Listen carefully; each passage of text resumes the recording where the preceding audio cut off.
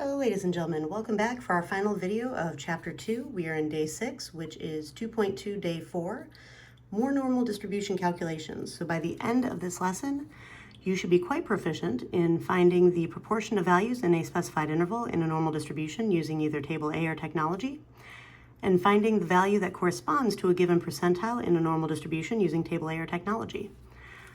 At the end of this lesson, try these problems. Let's dive in. So today is all about more practice with normal calculations. Now we went through quite a few of them. That was a really long video for day 2. But I wanted to make sure that the necessary steps have really sunk in. All right, so let's take a look at example 1, serving speed. In the 2008 Wimbledon tennis tournament, Rafael Nadal averaged 115 miles per hour on his first serves. Assume that the distribution of his first serve speeds is normal with a mean of 115 miles per hour and a standard deviation of 6 miles per hour. So I'm defining x is equal to his first serve speeds or his first serve velocities. His distribution is, normal. So I'm using capital N for the shape. Mean is 115 miles per hour, standard deviation of 6. And for letter A, about what proportion. Now, asking about the proportion means that they're asking you for the area, but they do not need you to multiply by 100 at the end to turn into a percent. We just need the final answer, the area answer. So about what proportion of his first serves would you expect to be slower than 103 miles per hour? Now, if we sketch out the normal distribution of his serves with the mean of 115 and then adding 6 each time to get our first, second, and third standard deviation above the mean, and then subtracting 6 from 115 to get 1 standard deviation below the mean, subtract 6 again to get 103, subtract 6 again to get 97. I've identified that these are the serve speeds in miles per hour. And let's see, what proportion of his first serves, so first serves, serve speed would be x, slower than, mean we want speeds less than, 103 miles per hour, so we're looking at the proportion of serve speeds less than 103 miles per hour. Now, 103 is actually the second standard deviation below the mean. And the area less than 2 standard deviations below the mean, within 2 standard deviations of the mean is 95%. That means that the total tails, both to the left and to the right, beyond 2 standard deviations below and above the mean, would be 5%. Half of that is 2.5%, which means that my decimal would be 0.025 to represent the 2.5% that would be expected here based on the empirical rule. Now you could also double check this by using normal CDF. I would have a lower bound of negative infinity. My upper bound would be 103. Oops. If you accidentally do what I just did and cancel that out, it would just be negative 1 times 10 to the 99th. 103 for my upper bound. My mean was 115. Helps if I type it correctly. Standard deviation of 6. And it gives you something close to the same. So you can either use the empirical rule and identify that the area we're looking for is less than 2 standard deviations below the mean, or you can use normal CDF and calculate this. Either way would be fine. All right, this is kind of a quick way to do this. I would accept either answer. Just make sure that if you're using the empirical rule, you identify that you're using it. As you can see, the answer is not going to be perfectly exact. All right, now, for letter B, about what proportion, so again, we're looking for area, of his first serves would you expect to exceed 120 miles per hour? Now, underneath this, you can see that I'm looking at, okay, his first serve speeds, that's my x. Exceed means going faster. So greater than 120 miles per hour, 120. That's how I'm writing the proportion of first serve speeds greater than 120. Now I've identified my normal curve. It's normal with a mean of 115, standard deviation of 6. I've scaled out my number line again, same way that I did above. These are my first serve speeds in miles per hour, and 120 is just below this 121, so I have my dashed line marking the boundary for 120, and then my shaded area off to the side, and that's what I'm looking for. All right, now to find the area, I go forwards using normal CDF. My lower bound is this 120, that's my left bound. My upper bound, my right bound, I don't really have one, which is why I'm writing it as positive infinity over here. All right, now, my mean is still 115, standard deviation 6, and if I put that into the calculator, so second vars, normal CDF, looking at lower bound of 120, upper bound of positive infinity, and you could just do something like this if you don't like typing out like the 1 times 10 to the 99th, just make it a really big number. And I have my mean and standard deviation still match. And that gives me pretty much the same thing that I have here, so about 0.2023. All right, this 2 right here would leave that 3 alone, and we could just truncate it after the 3. And again, because they're asking me for proportion, not percent, I'm not going further than just the decimal answer that I get here. Now this next one kind of switches that on me, what percent? Now I'm still being asked for area, but I'm gonna have to go a step further after I calculate this. So notice I'm still using normal CDF, but then I go further. So what percent of Rafael Nadal's first serves are between 100 and 110? So they've given you the lower bound and the upper bound, the left and the right boundaries, which means that X is now between these. So this is the lowest and this is the highest, as shown by this inequality symbol pointing at the 100 showing it's the lowest, opening on the 110 showing it's the highest, with X directly in the middle of the two numbers. So I have my number line scaled and titled just like before, my normal curve sketched above it, my boundary shown, so I have the 100 here, and then I have the 110 over here.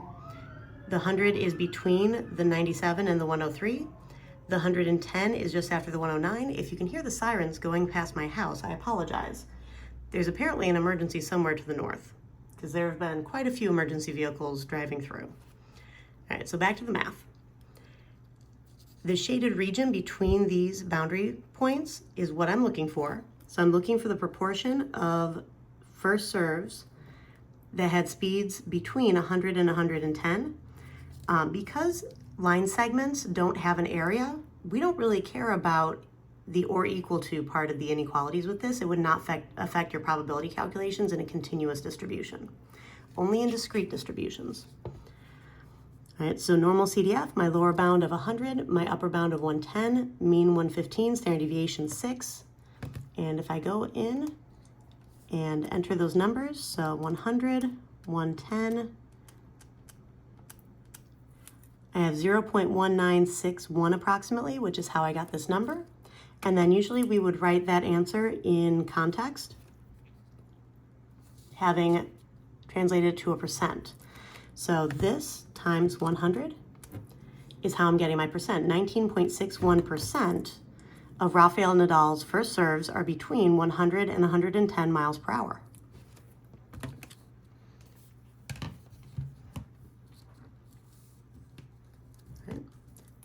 Letter D. The fastest 30% of Nadal's first serves go at least what speed? Now, what speed means that's asking me for a boundary. Fastest 30%, that's giving me a right area of 30%, which is 0.30. So I have my curve sketched here again. I have 0.30 right here. Now remember, if I look beyond one standard deviation above the mean, then I am looking at 0.16 as the area over here.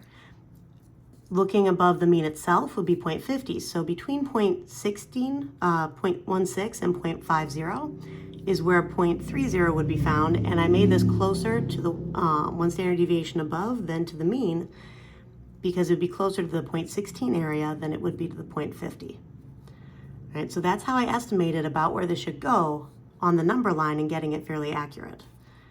So my right area is 0.30, my left area would be 0.70.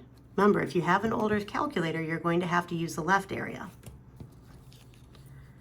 Now, my boundary, that would cut off a 70% left area. To find that, I'm going to use inverse norm. Given area, Finding boundary is going backwards. Inverse operations are how we go backwards in math. Second distribution to go to inverse norm, 0.7, mean of 115, because we're still dealing with his distribution. Left area, paste, gives me this. If you have a newer calculator and you want to use the right area, just make sure that you put another comma after this and write down comma, right area, and then close the parentheses so that we know which direction is being calculated, and then you could change this to 0.3 as long as you change this to the right-hand area. So identify which area you're dealing with if you have a newer calculator. With the older ones, you have to stick with the left-hand area. That's why I start off showing it using the left-hand area, and that's why my writing deals with the left-hand area. But if you have a newer calculator, you could technically do this. Notice it gives you the same answer, because these two would add together, these two areas add together to give 100% of the density curve. All right, so the 118.15 that we ended up with, the fastest 30% of Nadal's first serves go at least 118.15 miles per hour. So basically this fast or faster. All right, so I'm putting my answer back into the context of the question that was asked. The fastest 30% of Nadal's first serves go at least what speed? The fastest 30% of Nadal's first serves go at least 118.15 miles per hour. I answered the question in context. Now, last one for this page. Letter E, a different player has a standard deviation of 8 miles per hour. Now, a different player means that we're no longer dealing with the same normal distribution, so I'm going to have to switch up what I'm doing. So he has a standard deviation of 8 miles per hour. That's sigma, so I have sigma on his first serves, and 20% of his serves go less than 100 miles per hour. So the left area is equal to 0.20, and that will be the proportion of serves that go less than 100. So my boundary line that I'm looking at is 100. If the distribution of his serve speeds is approximately normal, so I know I'm dealing with a normal distribution. Remember, before you do anything with normal calculations, you have to check that the distribution is approximately normal. What is his average serve speed? Average is another word for mean. So we're being asked for the mean, we're being asked for mu. If you're missing mu or you're missing sigma, you need to use z-scores to solve the problem, which means we're using the standard normal curve, which is a normal curve with a mean of 0 and standard deviation of 1, to calculate the z-score for the boundary, and then using the z-score formula to go backwards from the z-score and the boundary to either the mean or standard deviation that's missing, whichever one happens to be missing. So that's what I'm doing. So I've shown my standard normal curve written here with a mean of 0, standard deviations going at 1, 2, 3, -1, -2, -3. Those are my z-scores. And an area of 0.20 on the left. So 20% of his serves go less than. That's how I know it's a left area. So left area is 0.20. Remember, one standard deviation below the mean, the left tail of that would be 0.16. So I'm going to be just above that -1. So z right here is going to equal inverse norm. My area is 0.20, mean 0, standard deviation 1. I'm going to be using the left-hand area. So second vars to get to distribution, using 0.20, 0, 1, left tail, paste it, and you have negative 0.8416 approximately. All right, so that's where I'm getting that number. So this is my z. I have sigma, I have x, I'm just missing mu. And this formula deals with z, x, mu, and sigma. So I enter in my z-score, my boundary from the original distribution, my standard deviation from the original distribution, and I leave mean as mu, as my symbol. I can put my z-score over 1, cross multiply, and I get, let's see, negative 0.8416 times 8 is about negative 6.7328. That's still equal to 100 minus mu. Now mu has a hidden 1 in front of it, just like any variable. Whenever you have a single variable without a coefficient in front of it, that coefficient is always a 1. If I subtract 100 to the other side to try to isolate mu, this negative sign is still there. The minus sign is actually a negative. Right, so I have negative 106.7328 equals negative 1 times mu. Divide by negative 1 on both sides, and that's how you're getting this positive speed. So the mean from his distribution would be about 106.7328 miles per hour. Right, let's take a look at our last page. All right, so example 2. Suppose that Clayton Kershaw of the Los Angeles Dodgers throws his fastball with a mean velocity of 94 miles per hour. Notice I put mu above that. And a standard deviation, I put sigma right below this, of 2 miles per hour. I'm identifying where these things are so I don't have to reread the problem 100 times to pull out the information. And that the distribution of his fastball speeds can be modeled by a normal distribution. So this means that I can write this as n parentheses 94 comma 2 for normal shape, mean at 94, standard deviation 2, so that I can sketch a normal curve like this. Now about what proportion, meaning asking for the area, of his fastballs will travel at least, so that would be that speed or faster, 100 miles per hour. So we're looking at the proportion of his fastball speeds, that's what x is, that are greater than or equal to 100 miles per hour. Now, the 100 is actually the boundary for the third standard deviation above the mean. And if you're more than 3 standard deviations above the mean, that means that you're at about 0.15%, which would be 0.0015. Or you could calculate this using normal CDF, and your lower bound would be 100, your upper bound would be about infinity, mean 94, standard deviation 2, and if we calculate it like that, so I'm just going to put in a very big number to represent my infinity, 94, 2, and that's how I got about 0.0013. So as you can see, the empirical rule is a little bit off sometimes from reality, but it's very, very close. Right, that's why we always say approximately that percent of data values fall within those different standard deviations from the mean. Right, so you could do this either way. If you use the empirical rule, though, this part right here would be showing your work or identifying using the empirical rule, blah, blah, blah. All right? Don't actually write the words blah, blah, blah. I mean, fill in your own words how you're figuring this out. All right, now for letter B, about what proportion, so again, asking for area, of his fastballs will travel between 93 and 95 miles per hour.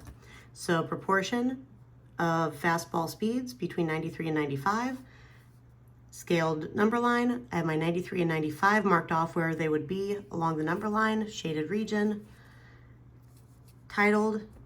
So normal CDF, my lower bound is 93, my upper bound is 95, mean 94, standard deviation 2. And see 93, 95, mean 94, standard deviation 2, paste it in. We get about 0.3829. Now this only asks for the proportion, not the percent, so I'm just going to leave it alone.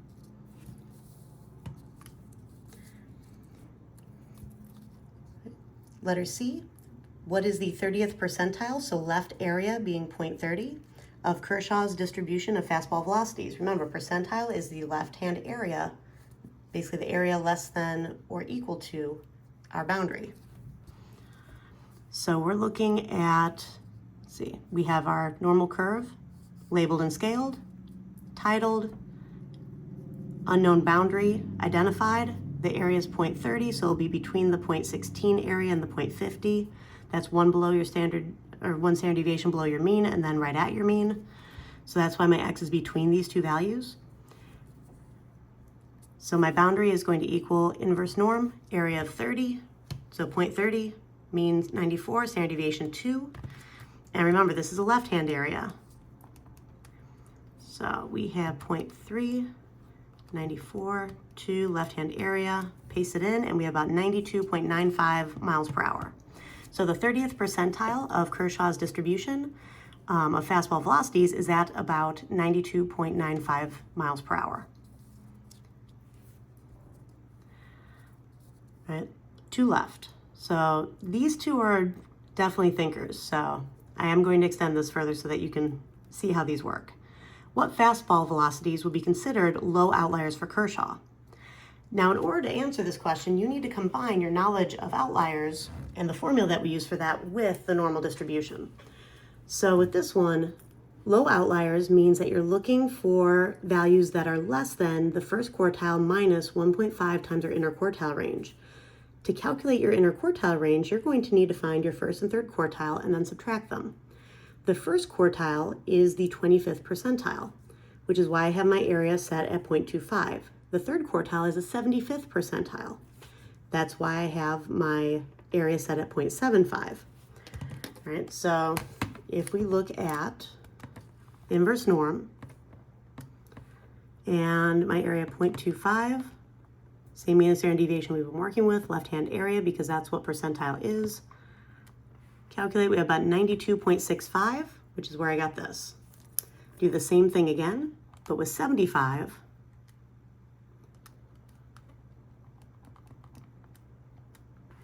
We get 95.35 approximately. Now this is one of the few cases where I would allow you to omit your drawings because there's just not enough space for that. All right, so I'm taking my third quartile minus my first. That's how you calculate interquartile range. So my interquartile range is 2.7. Now I'm looking for x values that are less than my first quartile minus 1.5 times my interquartile range. So first quartile was at 92.65. I've filled that in. Minus 1.5 times my IQR, which is 2.7. I filled that in. Multiply these two, you get 4.05. 92.65 minus 4.05 gives us about 88.6 miles per hour. So interpreting this inequality is that fastball velocities less than 88.6 miles per hour would be considered low outliers for Kershaw. They would not happen very often.